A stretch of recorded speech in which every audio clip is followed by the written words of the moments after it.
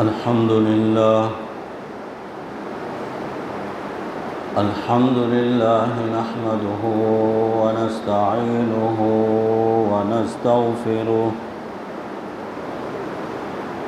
ونستغفره ونؤمن به ونتوكل عليه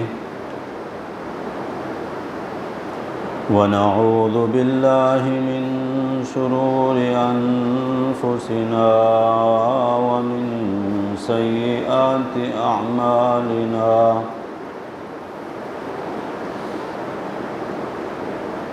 من يهده الله فلا مضل له ومن يضلله فلا هادي له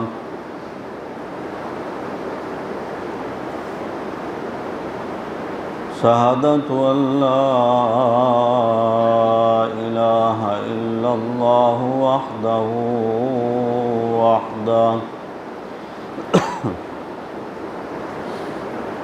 وحده لا شريك له وأشهد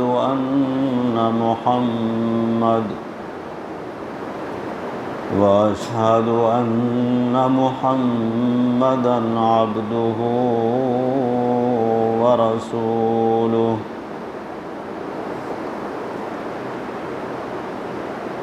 أما بعد فأعوذ بالله من الشيطان الرجيم بسم الله الرحمن الرحيم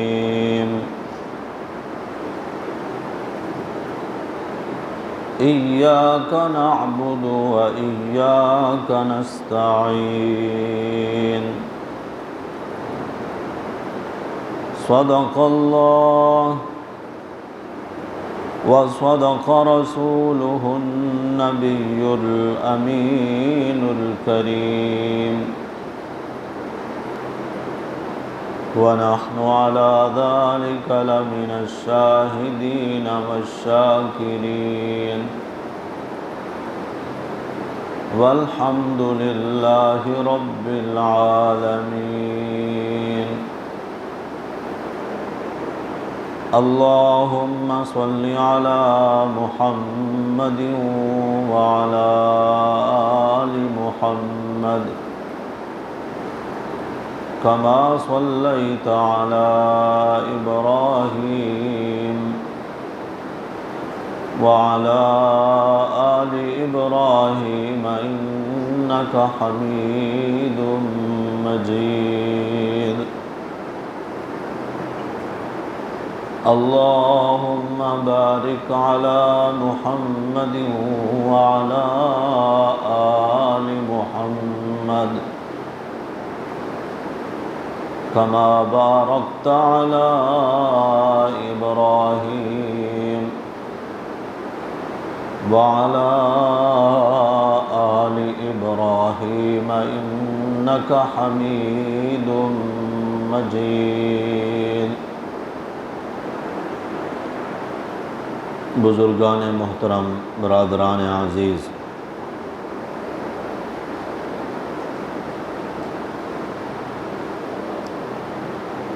نماز پڑھنے والے افراد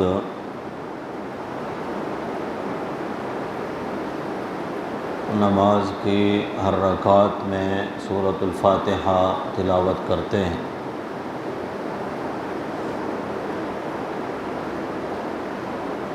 سورۃ الفاتحہ میں اللہ کی تعریفیں کرتے کرتے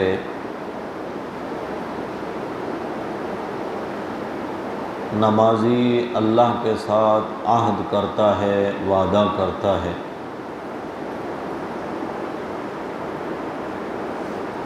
یا اللہ، ہم صرف تیری ہی عبادت کرتے ہیں اور کرتے رہیں گے، اور صرف تجھ ہی سے مدد مانگتے ہیں اور مانگتے رہیں گے۔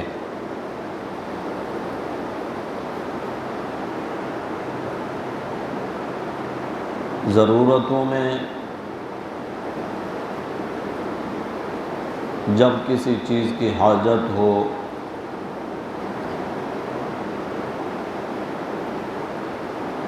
جب کسی چیز کی ضرورت ہو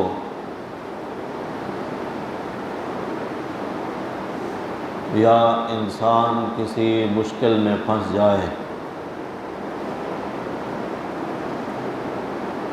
مشکل سے نکلنے کے لیے، ضرورت کے پورا کرنے کے لیے وہ آواز لگاتا ہے، پکارتا ہے، درخواست کرتا ہے۔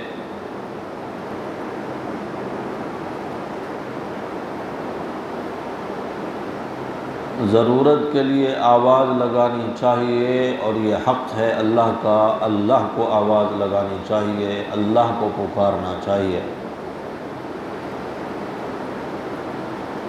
کسی مشکل میں پھنس جائے تو اللہ ہی سے مدد مانگنی چاہیے۔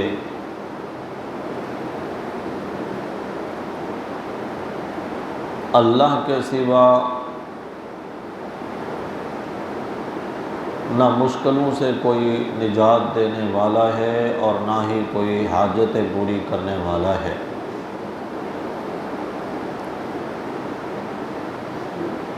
نماز میں صاحب ایمان بندہ اسی چیز کا اللہ سے عہد کرتا ہے، اور اس میں ایک اصولی بات ہے جو صاحب عقل ہر انسان سمجھ سکتا ہے۔ مانگنا اس سے چاہیے جو مالک ہو۔ عقلی طور پر اگر یہ جملے سمجھ میں آ جائیں تو کوئی بھی ذی شعور آدمی ضرورت میں، مشکل میں اللہ کے سوا کسی سے نہیں مانگے گا۔ مانگنا اس سے چاہیے جو مالک ہو۔ مالک بھی ہو اور قادر بھی ہو اور اس کو اختیار بھی ہو۔ اس کو مثال کے ذریعے سمجھیں۔ یہ میرا کپڑا ہے، میں اس کا عارضی مالک ہوں، مجھے اختیار ہے میں کسی کو اپنی یہ چیز تحفتاً، ہدیۃً دے دوں، مجھے یہ اختیار ہے کہ میں اپنی یہ چیز بیچ دوں۔ میں مالک بھی ہوں اور میرا اختیار بھی ہے۔ اگر آپ میں سے کوئی شخص مجھ سے مانگے کہ یہ کپڑا آپ مجھے دے دیں، تو یہ مانگنا اس کا صحیح ہے، کیونکہ میں اس کا مالک ہوں۔ اب اختیار بھی میرا ہے، میں چاہوں تو دے دوں، چاہوں تو نہ دوں۔ اور اگر کوئی شخص مجھ سے کھڑے ہو کر یہ سوال کرے کہ امام صاحب روڈ پار کر کے اس جانب جو بلڈنگ ہے آپ یہ مجھے دے دیں، اس کا یہ مانگنا صحیح ہوگا یا غلط؟ غلط اس لیے ہوگا کہ میں اس کا مالک نہیں۔ جس چیز کا میں مالک نہیں وہ چیز مجھ سے کیوں مانگی جا رہی ہے؟ اگر یہ بات عقلی طور پر سمجھ میں آ جائے تو پھر میرے ان جملوں پر آپ غور کریں گے کہ مانگنا اس سے چاہیے جو مالک ہو، اور ساری کائنات کا اکیلا مالک ہے وہ ہے اللہ کی ذات۔ اللہ ہی مالک ہے۔ قرآن مقدس پڑھنے والا صاحب ایمان بندہ ان آیات کو پڑھتا ہے، اور جب میں پڑھوں گا تو آپ کی زبان پر بھی وہ الفاظ جاری ہو جائیں گے۔ تبارک الذی بیدہ الملک، برکت والی وہ ذات ہے جس کے ہاتھ میں بادشاہت ہے۔ للہ ملک السماوات والارض، زمین و آسمان کا مالک اللہ ہے۔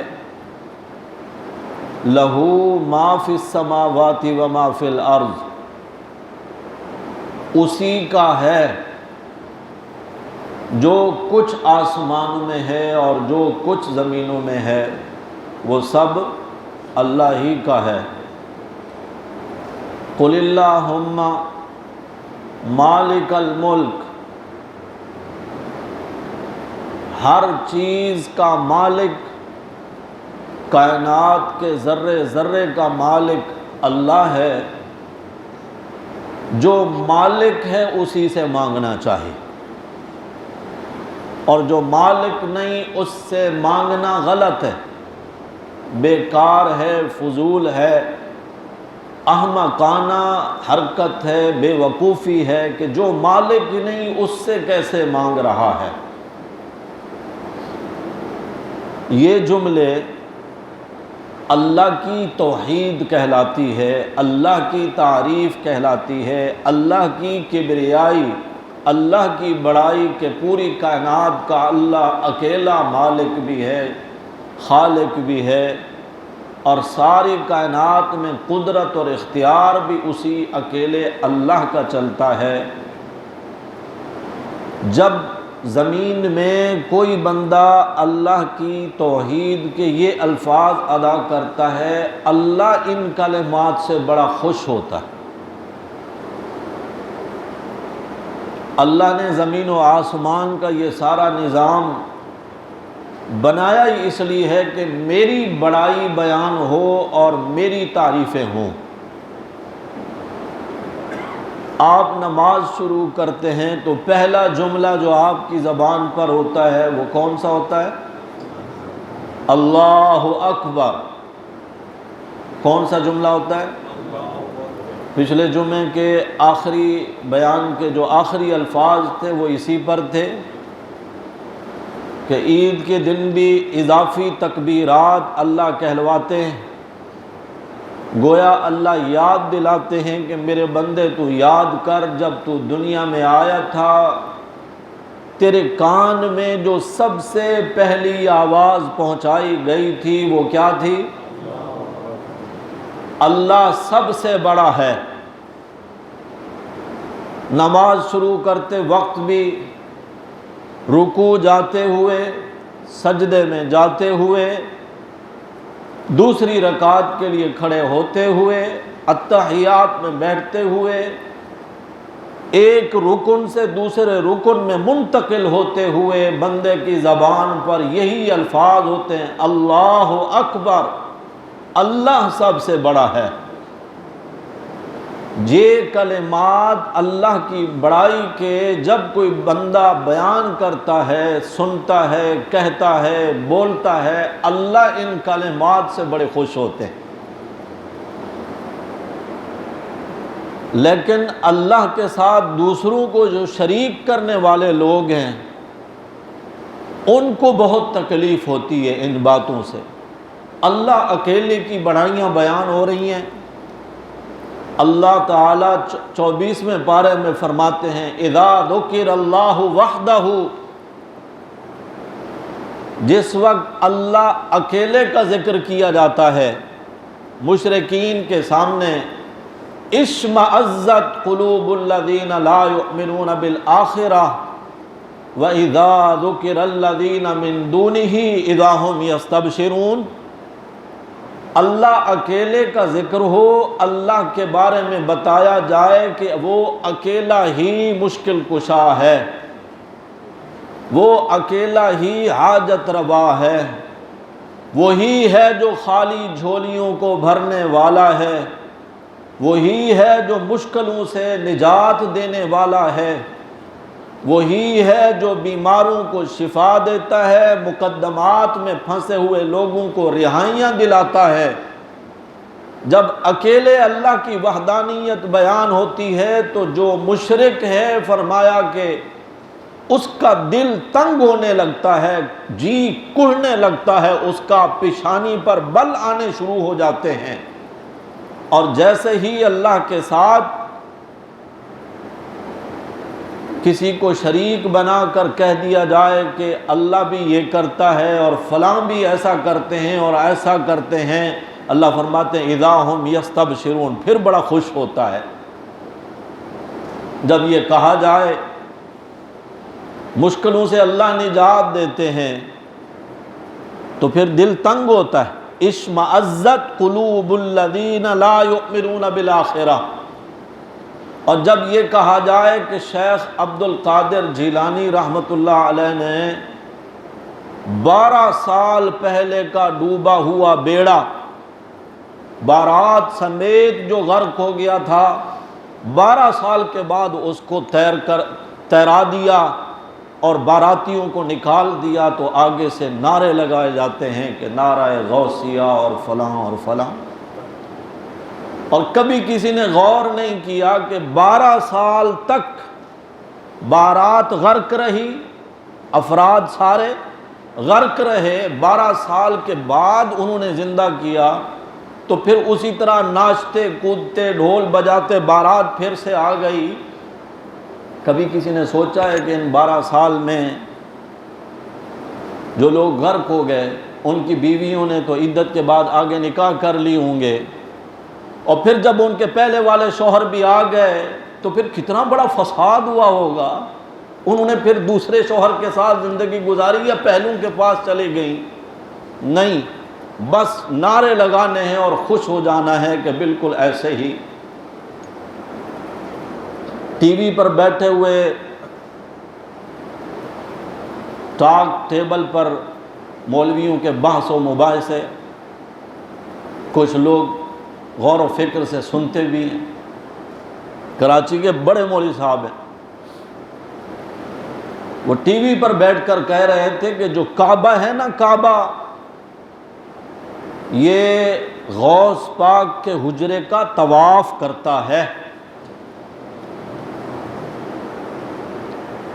اور آگے سے لوگوں نے نعرے لگائے۔ جب ہم قرآن سے دور رہیں گے ایسے ہی لوگ ہمارے سروں پر مسلط ہوں گے اور لوگوں کو گمراہ کرتے رہیں گے۔ ورنہ ہماری مجلسوں میں، ہمارے بیانات اور درس میں شریک افراد، تفصیل میں نہیں جاؤں گا، اشارہ دوں گا، امید ہے آپ بات سمجھ جائیں گے۔ 1400 صحابہ کے ساتھ میرے نبی صلی اللہ علیہ وسلم عمرہ کرنے کے لیے پہنچے ہیں۔ صرف 6 میل کا فاصلہ ہے مکہ کا اور جہاں میرے نبی صلی اللہ علیہ وسلم ہیں۔ کون سا واقعہ ہے؟ صلح حدیبیہ۔ صلح حدیبیہ، مقام حدیبیہ پہ میرے نبی موجود ہیں۔ مشرکین نے کہا ہم آپ کو اللہ کے گھر کا طواف نہیں کرنے دیں گے، اس سال آپ واپس چلے جائیں مدینہ، اگلے سال آئیے گا، 3 دن کے لیے آپ کو اجازت ہوگی، آپ عمرہ کریں گے۔ کبھی کسی نے یہ سوچنے کی زحمت کی اور کسی نے سوال کیا کہ مولانا کعبہ مکہ سے چل کر عراق میں، بغداد میں غوث پاک کے حجرے کا طواف کرنے تو پہنچ جاتا ہے، 6 میل کے فاصلے پہ بیٹھے محمد الرسول اللہ صلی اللہ علیہ وسلم کو طواف کے لیے تو وہاں نہیں پہنچا؟ کس کی شان بیان کر رہے ہو اور کہاں کہاں لوگوں کو گمراہ کر رہے ہو؟ تو میں عرض یہ کر رہا تھا، اللہ کی وحدانیت کی باتیں جب بیان ہوں تو اللہ عرش پر بیٹھ کر فرشتوں کے سامنے خوش ہوتے ہیں، میرا بندہ میری بڑائی بیان کر رہا ہے۔ جب عذاب میں مبتلا لوگ کہیں گے نا، حل الی خروج من سبیل، جہنمی جہنم کے عذاب کو سہتے ہوئے برداشت نہیں کر سکیں گے تو اللہ سے سوال کریں گے، حل الی خروج من سبیل، یا اللہ یہاں سے نکلنے کا کوئی راستہ ہے؟ اللہ ان کی اس بکواس کا جواب ہی نہیں دیتے۔ سورہ مومن 24ویں پارے میں اللہ اگلی بات بیان فرماتے ہیں، ذالکم بأنہ اذا دعی اللہ وحدہ، اسی طرح تمہارے سامنے جب اکیلے اللہ کی باتیں ہوتی تھیں، اسی کی وحدانیت کا، اسی کی بڑائی کا، اسی کے مشکل کشا اور حاجت روا ہونے کا، داتا اور دستگیر اور لجپال اور غریب نواز ہونے کا تذکرہ کیا جاتا تھا، وحدہ، اس اکیلے کا، کفرتم، تم انکار کرتے تھے، وَإِن يُشْرَكْ بِهِ تُؤْمِنُوا، اور جب اللہ کے ساتھ دوسروں کو بھی شریک کیا جاتا تھا کہ وہ بھی مشکل کشا ہیں، وہ بھی حاجتیں پوری کرتے ہیں، وہ بھی کھوٹی قسمتیں کھری کرتے ہیں، وہ بھی خالی جھولیاں بھر دیتے ہیں، وہ بھی بیٹے بیٹیاں دینے کا اختیار رکھتے ہیں، این یشرک بہ، جب اللہ کے ساتھ دوسروں کو شریک کیا جاتا تھا، تؤمنو، تم مان لیتے تھے تم۔ اللہ اکیلے کے جو اختیارات ہیں، جو اس کی عظمت ہے، جو اس کی کبریائی ہے، اسی کا میں بیان کر رہا ہوں۔ مانگنا چاہیے اس سے جو مالک ہو، جو کسی چیز کا مالک نہیں اس سے مانگنا احمقانہ حرکت ہے، بے وقوفی ہے، جہالت ہے۔ جو مالک ہی نہیں اس سے کیوں مانگ رہے ہو؟ اور کائنات کا کوئی ذرہ ایسا نہیں جس کا اللہ اکیلا مالک نہ ہو۔ آیت الکرسی آپ پڑھتے ہیں رمضان میں نے تقریباً 2-3 جمعے کے خطبات میں آیت الکرسی سمجھانے کی کوشش کی۔ اس میں یہ جملہ بھی آپ پڑھتے ہیں، لہو ما فی السماوات و ما فی الارض، اسی کا ہے۔ لہو مانے بولیں، قرآن کے الفاظ ہیں، آپ تصدیق کریں گے آپ کی زبانوں پر اللہ کی کبریائی کا یہ جو الفاظ ہیں اللہ کو اتنے پسند ہیں، اللہ خوش ہوتے ہیں۔ لہو مانا اسی کا ہے، کیا؟ ما فی السماوات و ما فی الارض، اللہ فرماتے ہیں جو کچھ آسمانوں میں ہے، جو کچھ زمینوں میں ہے، اسی کا ہے۔ یہ کیا ہے کہ کوئی اور بھی کرنیاں والا اور بھرنیاں والا اور کرما والا فضلہ والا، یہ ہمارے حضرت صاحب کی نظر کرم ہے اور یہ ہے اور وہ ہے۔ کسی کا کچھ نہیں، سب کچھ کا اللہ اکیلا مالک ہے۔ اور اللہ فرماتے ہیں اللہ کے سوا جن کو تم مشکل کشا اور حاجت روا سمجھ کر پکارتے ہو، مدد مانگتے ہو، ضرورت کے لیے دامن پھیلاتے ہو جن کے سامنے، لا یملکون مثقال ذرۃ، لا یملکون کا کیا معنی ہے؟ وہ مالک نہیں جن کو اللہ کے سوا تم پکارتے ہو، لا یملکون، وہ مالک نہیں کس چیز کے؟ مثقالا، مثقالا معنی برابر، ذرۃ، ذرہ کا کیا معنی ہے؟ مسلمان قرآن کے قریب آئے تو قرآن تو ایک ایک پردہ ہٹا کر بات کو بالکل واضح کر کے بیان کر دیتا ہے۔ لا یملکون، وہ مالک نہیں، مثقال ذرۃ، ایک ذرہ برابر بھی کسی چیز کے وہ مالک نہیں۔ اللہ نے سچ فرمایا ہے نا۔ اور سورہ فاطر میں تو اور زیادہ وضاحت کر دی میرے رب نے۔ سورہ فاطر 22ویں پارے میں، سورہ فاطر کی آیت نمبر 13 اور 14۔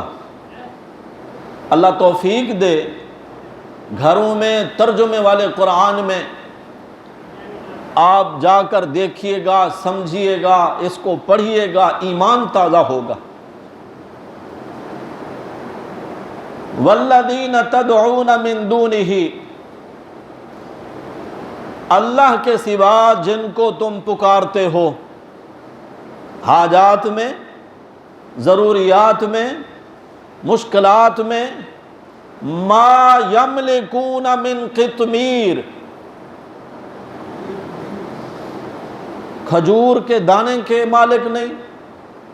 قطمیر کھجور کا دانہ نہیں،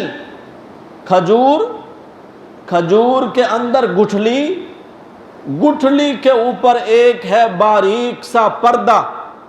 اللہ فرماتے ہیں جن کو تم حاجت روا اور مشکل کشا اور دستگیر اور غریب نواز سمجھ کر پکارتے ہو، وہ کھجور کی گٹھلی کے پردے کے بھی مالک نہیں۔ اللہ سمجھانا تو یہی چاہتے تھے نا کہ وہ کسی ذرہ برابر کسی چیز کے مالک نہیں، وہ بے اختیار ہیں۔ جو مالک نہیں اس سے مانگنا نہیں چاہیے، جو مالک ہے مانگنے کے لیے ہاتھ پھیلانا ہے، جھولی پھیلانی ہے اسی کے سامنے۔ یا اللہ اتنا بات کو گھمایا، کھجور کی گٹھلی کے اوپر پردہ، اس کے وہ مالک نہیں۔ اللہ نے اصل میں بات سمجھائی۔ کھجور کی گٹھلی ہمارے کس استعمال میں آتی ہے؟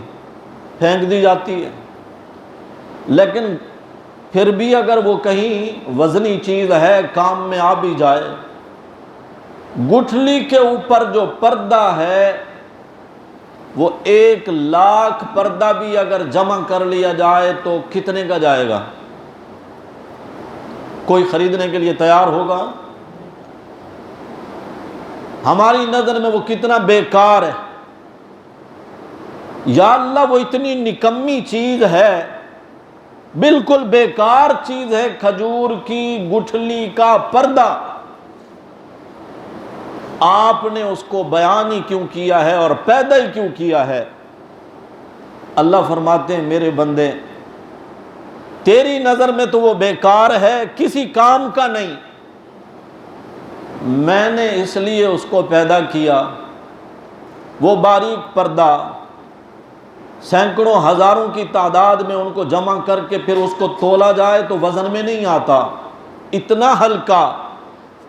کھجور کے اندر میں نے اس کو اس لیے پیدا کیا، وہ ایک آڑ ہے، ایک پردہ ہے، ایک برزخ ہے جو کھجور کی گٹھلی کی کھٹاس کو کھجور کی مٹھاس میں داخل نہیں ہونے دیتا، اور کھجور کی مٹھاس کو گٹھلی کی کھٹاس میں شامل نہیں ہونے دیتا۔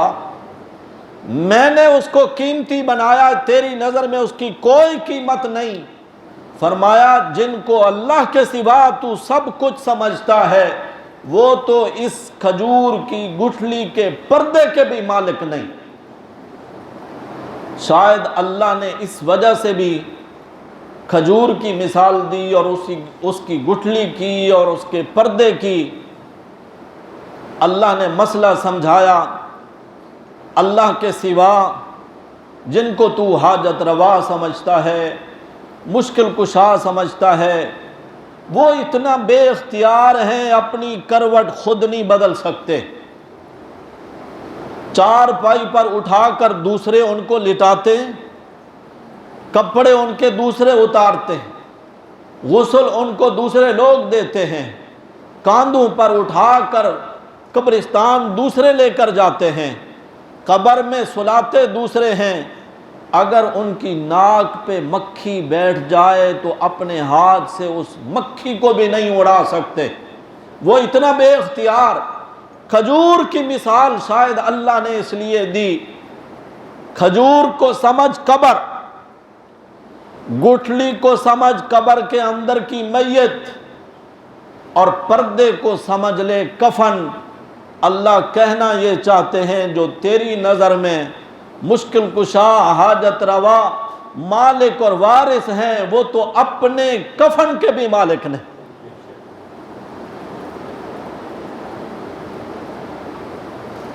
میت جو ہوتی ہے وہ اپنے کفن کے مالک ہوتے ہیں۔ فقہ کی تمام کتابوں میں لکھا ہے، کسی بھی عالم سے جا کر پوچھیں، میت اپنے کفن کے مالک نہیں، اور جو میت کے ورثاء ہیں وہ بھی اس کفن کے مالک نہیں۔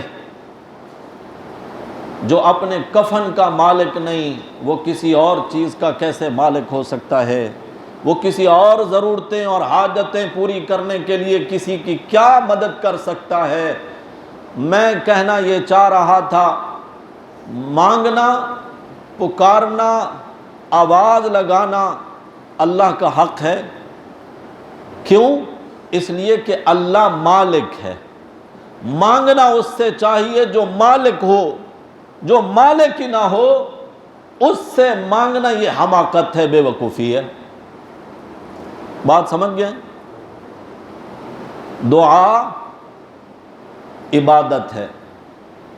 اللہ کے رسول صلی اللہ علیہ وسلم نے فرمایا الدعاء هو العبادہ، دعا کیا ہے؟ عبادت ہے۔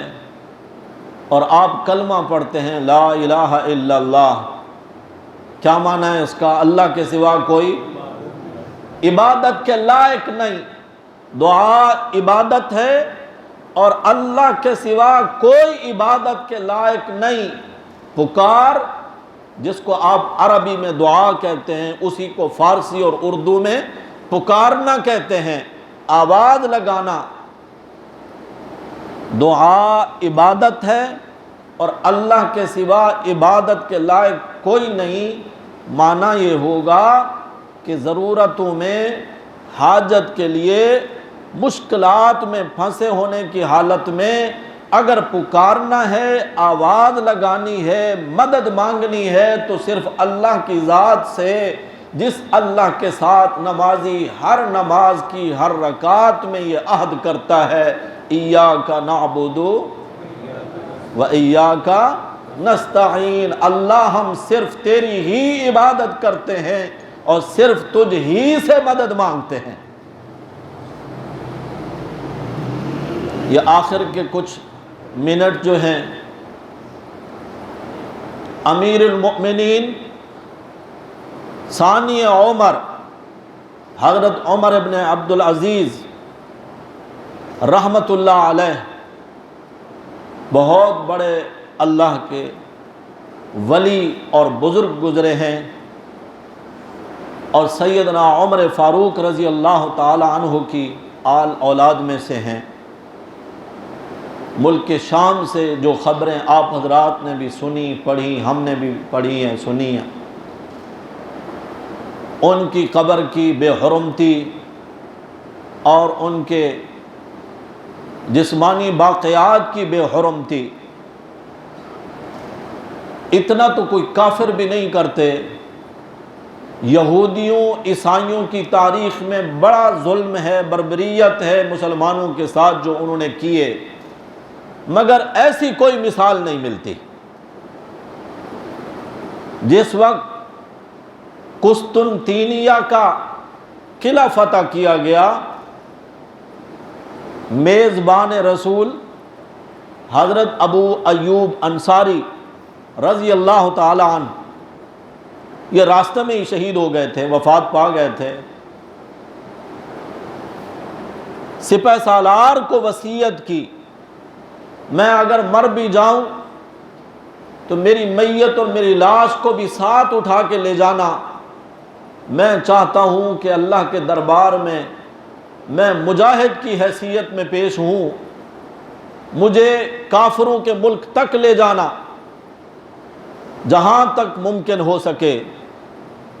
سپہ سالار ہیں یزید ابن معاویہ رضی اللہ تعالی عنہ، انہوں نے جنازہ پڑھایا، میت کو ساتھ لے کر گئے، قسطنطینیہ کا جو قلعہ تھا اس کی فصیل کے نیچے قبر کھودی، یہودی قلعہ بند تھے، انہوں نے دیکھا اوپر سے کہ یہ پتہ نہیں کیا کر رہے ہیں، پوچھا، انہوں نے کہا ہمارے نبی کا صحابی ہے، ساتھی ہے، میزبان ہے، ہم اس کی قبر بنا رہے ہیں یہاں پر۔ انہوں نے کہا جب یہاں سے چلے جاؤ گے ہم اس کی قبر کو اکھاڑ دیں گے۔ تو یزید نے اس وقت کہا تھا اگر اللہ کے نبی صلی اللہ علیہ وسلم کے اس صحابی کی قبر اطہر کے ساتھ ذرہ برابر بھی کسی گستاخی کی ہمیں اطلاع ہوئی، پورے جزیرہ عرب میں تمہارا کوئی عبادت خانہ ہم سلامت نہیں چھوڑیں گے۔ پھر یہودیوں نے بھی ایسی حرکت نہیں کی۔ آج تک حضرت ابو ایوب انصاری رضی اللہ تعالیٰ عنہ کا مزار، ان کی قبر اطہر اور اسی نام سے مسجد ترکی میں